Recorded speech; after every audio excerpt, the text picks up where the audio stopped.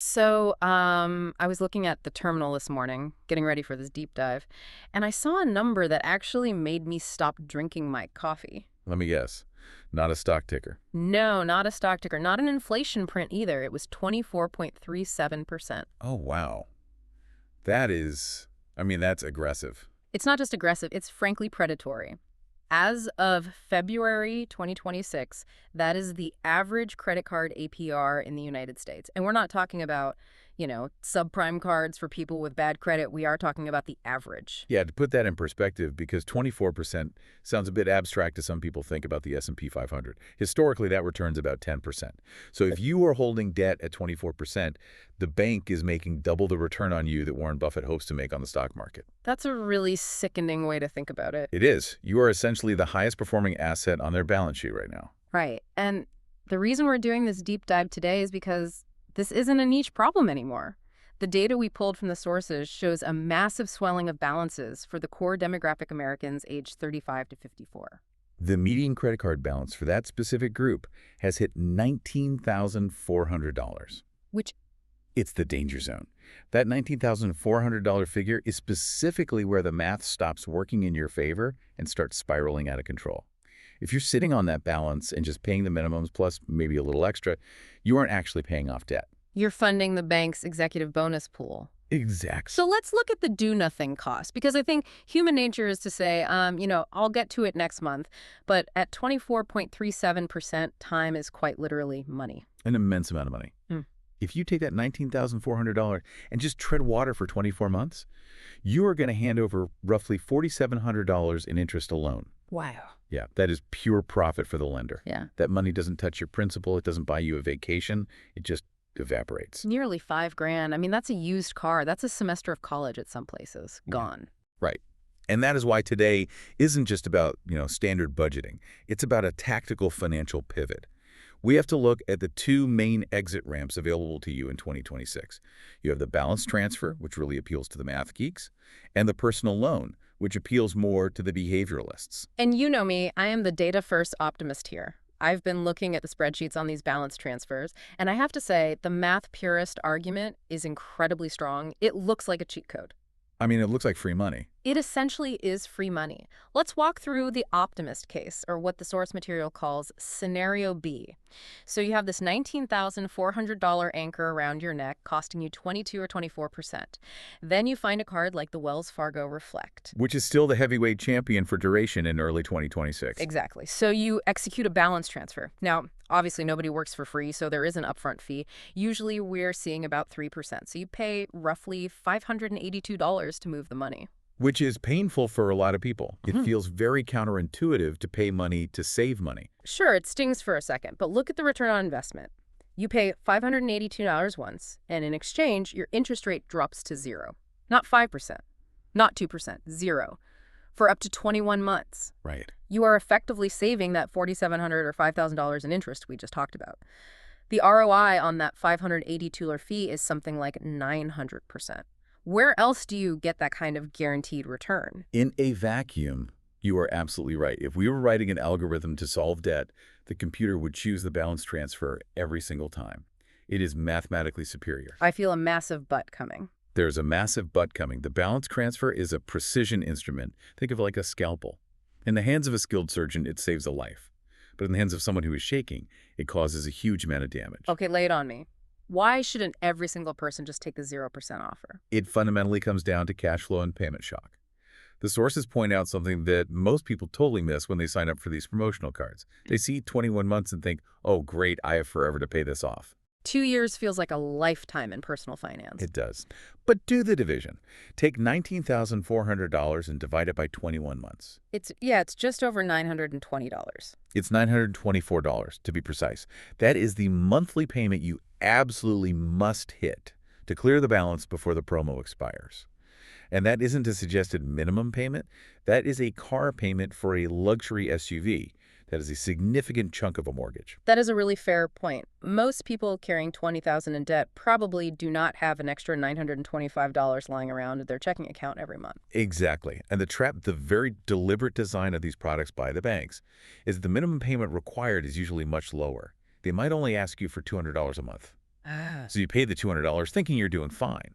Then month 21 hits, you still owe $15,000, and the APR snaps back to 29.99%. You just paid the transfer fee to end up right back where you started. So the bank is essentially betting on your cash flow failure. They are betting you can't sustain that $924 a month. They're betting on that. And they're also betting on market trends. We are seeing a shift in 2026 that actually undermines your cheap fee argument too. While 3% was the gold standard for a decade, look at the fine print on the longest-term cards right now. I did see some data on this in the deep dive sources. A lot of them are inching up to 4 or 5%, right? Yes, 5% is becoming the new standard for the 21-month offers. Because interest rates are generally high, the banks have to make their money somewhere. So that $582 fee you mentioned, if it's a 5% fee, you are paying nearly $1,000 just to open the door. That definitely muddies the math. But even at $1,000, I mean, if I save $5,000 in interest, I'm still ahead $4,000.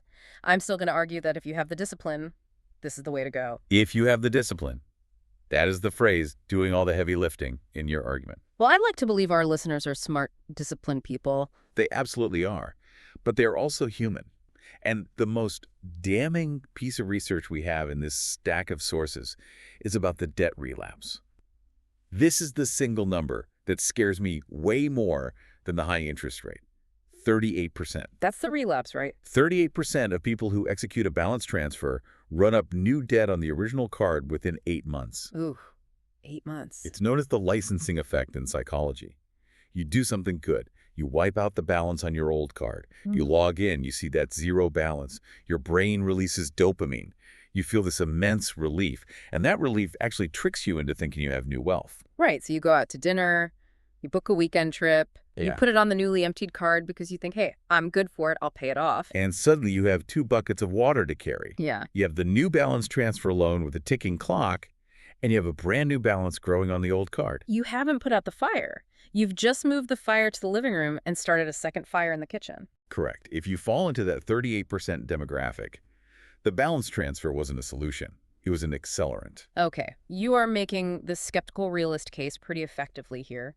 If the balance transfer is the high-risk, high-reward option, the scalpel as you called it, what is the blunt instrument? What is the safety net? The safety net is the personal loan, exit ramp B. But see, this is where I struggle with the numbers. I look at the rates for personal loans in 2026. Even with good credit, you are looking at 11 to 14% on average. Why on earth would I volunteer to pay 11% interest when I could pay 0%? It feels like throwing money away. It's not throwing money away. It's paying for insurance against your own psychology. You have to differentiate between good math and bad math. Okay, go on. 24% is predatory math. 0% is fantasy math that requires absolute perfection to execute. 11% is structure math. When you take out a personal loan, it is an installment loan. It is not revolving credit. You get the money. The lender often pays off your credit cards directly for you, and then you have a fixed term. 36 months, 48 months, fixed payment. So you can't respend it. You physically cannot swipe a personal loan at a coffee shop. That is the key. It removes the option to fail.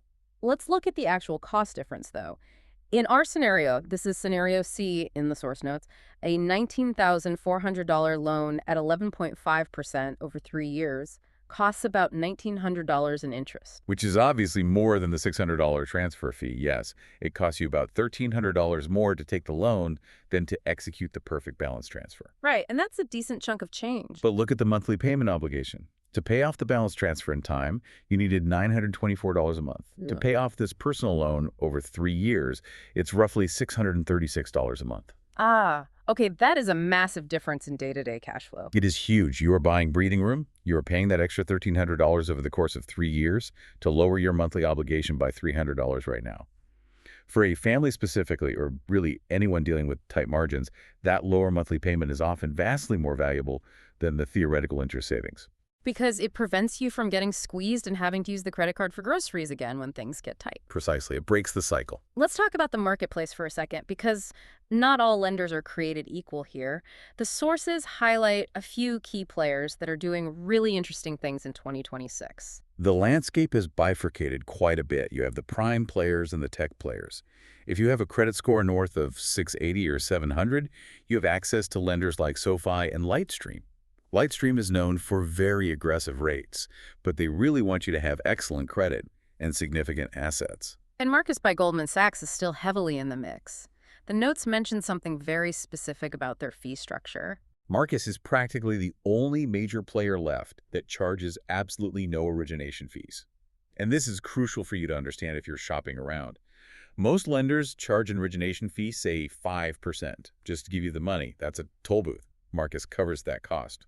So even if their interest rate looks 0.5% higher than a competitor, they might actually be cheaper overall because they don't take that huge slice off the top. That is exactly the kind of detail that is easy to miss if you're just scanning a website for the bold APR number.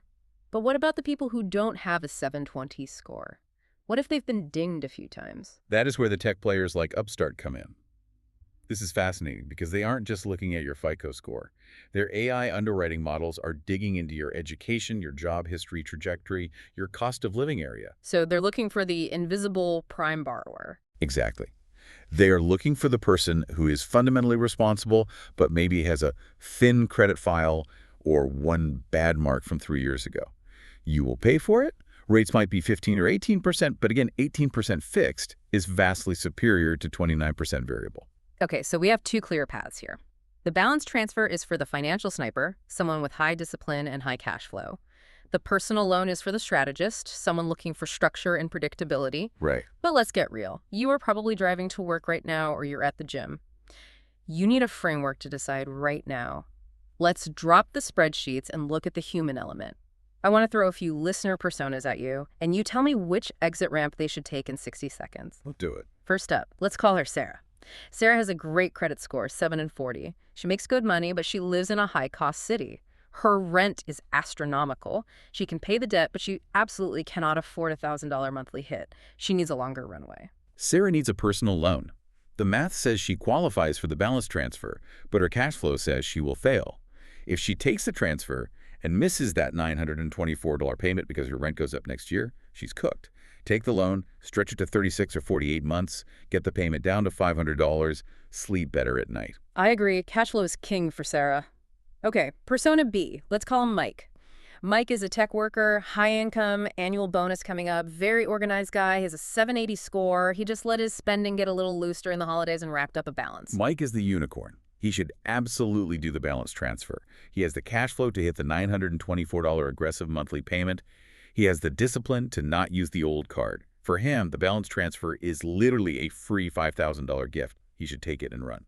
Okay, the tough one. Persona C, David. David's score is sitting around 640. He's struggling a bit. He has tried to pay off cards before, but something always comes up. The car breaks down, the water heater breaks, and he ends up putting it right back on the card. David needs a personal loan, probably from an Upstart or a lending point. And he needs to literally cut up the credit cards. I don't mean put them in a drawer. I mean take scissors to them.